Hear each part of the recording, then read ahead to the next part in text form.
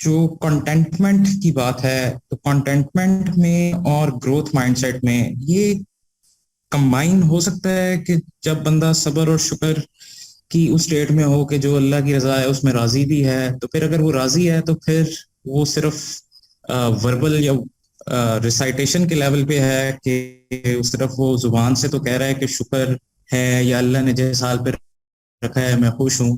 تو اگر وہ واقعی اس حال میں خوش ہے تو can he grow up and can he strive for more in that state? اصل میں تو دنیا کا سب سے امیر انسان وہ ہے جو آسانی سے یہ کہہ سکے کہ آئی ہیو انف.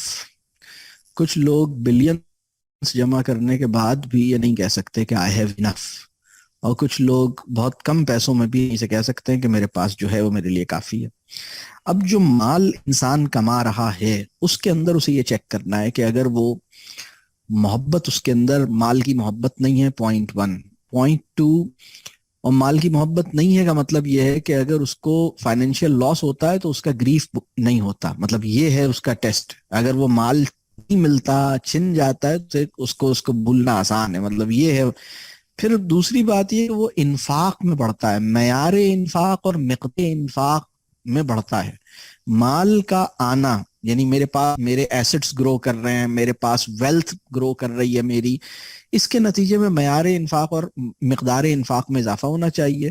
اور معیار زندگی میں اضافہ ان ریزنیبلی نہیں ہونا چاہیے. معیار زندگی میں کوئی اگر ضروری چیز ہے ٹھیک ہے وہ آپ نے کر لی، لیکن اگر آپ کیجئے کہ آپ کی انکم بڑھ رہی ہے اور اب اس کے نتیجے میں آپ یہاں سے وہاں، وہاں سے وہاں، وہاں سے وہاں آپ اپنا ہاؤس ہی چینج کرتے جا رہے ہیں، اپنی ان ریزنیبلی مطلب آپ گاڑیاں ہی اضافہ کرتے جا رہے ہیں، اپنے کپڑوں میں ہی برانڈز میں ہی آپ بڑھاتے جا رہے ہیں، تو اس کی کوئی لمٹ نہیں ہے.